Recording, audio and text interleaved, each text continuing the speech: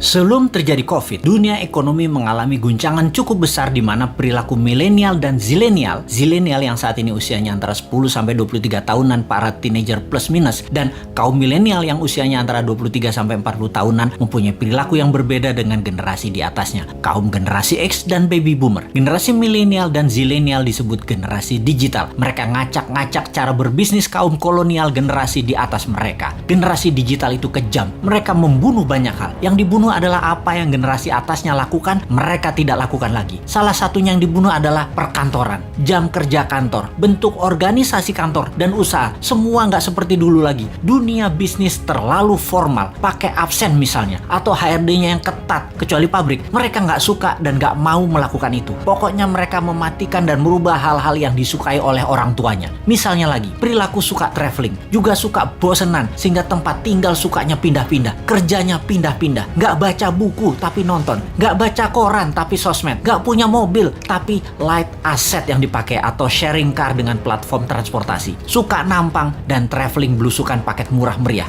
Generasi digital juga membunuh media TV karena generasi digital everyone is broadcaster, everyone is reporter. Merek dan brand dibunuh juga oleh generasi digital. Brand itu menjadi less important bagi mereka. Bagi mereka yang penting adalah 3R, yaitu rating, review, dan recommendation.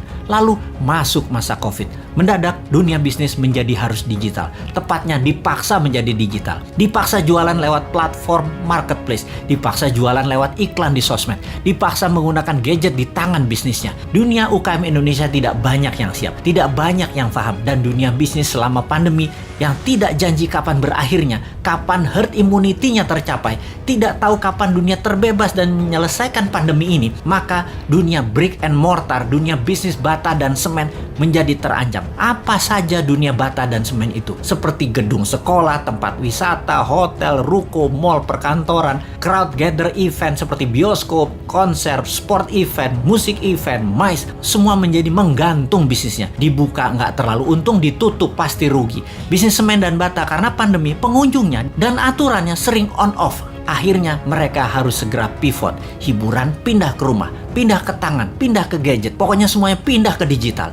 Inilah masa killing time bagi bisnis yang tidak bisa pindah ke digital. Bagi yang lambat beradaptasi, siap-siap gulung tikar. Catatan ya, COVID akan berada bersama kita selamanya. Pandemi biologi ini tidak akan selesai karena bisa saja bukan hanya virus ini mutan, namun virus lain lagi terjadi yang selama ini diam-diam saja, lalu terancam dengan adanya vaksin, maka mereka kemudian melakukan mutasi. Flu bisa menjadi virus yang mematikan, bisa saja terjadi. Ebola, SARS, AIDS, semua bisa bermutasi dengan vaksin di tubuh manusia. Siapa yang tahu?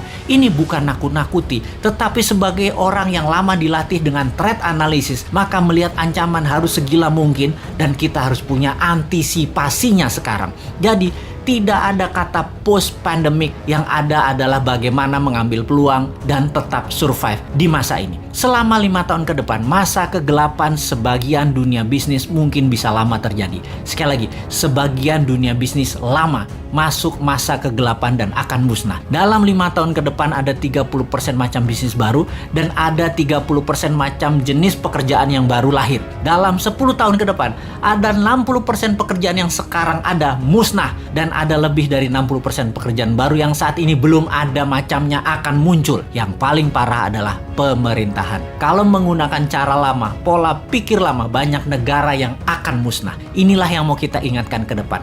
Pastikan calon pemimpin ke depan mengerti apa yang akan terjadi ke depannya nanti. Calon pemimpin ke depan harus punya tim yang solid dan berpengalaman dunia internasional. Calon pemimpin ke depan tidak hanya dia populer, tapi dia paham dan terbukti bisa menjadi pemimpin visioner dan leader yang tegas. Kalau dilihat di etalase saat ini yang akan memimpin ke depannya, masih banyak hal yang harus mereka buktikan. Seperti yang saat ini deh, ternyata di awalnya sangat bagus program kampanyenya, baik incumbent maupun penantangnya. Ketika keduanya bergabung dalam satu wadah, sama COVID aja keok. Sebelum COVID aja sesungguhnya sudah tren turunnya. Tambah COVID, jadi minus. Tambah lagi, kalau perang Tiongkok-Amerika jilid 2 terjadi, bengek bernegaranya pasti. Tambah fakta lain lagi, yaitu perang biologi pandemi ini berkepanjangan. Kejet-kejet gejala stroke bernegaranya. Belum lagi, yang sejak 4 bulan yang lalu kita dengungkan, perang cuaca yang bisa membuat kelangkaan pangan terjadi. Wes ambiar bernegaranya kalau tidak bisa membuat antisipasinya. Jadi, kita ngeledekin incumbent, kita lanjut ngeledekin oposisi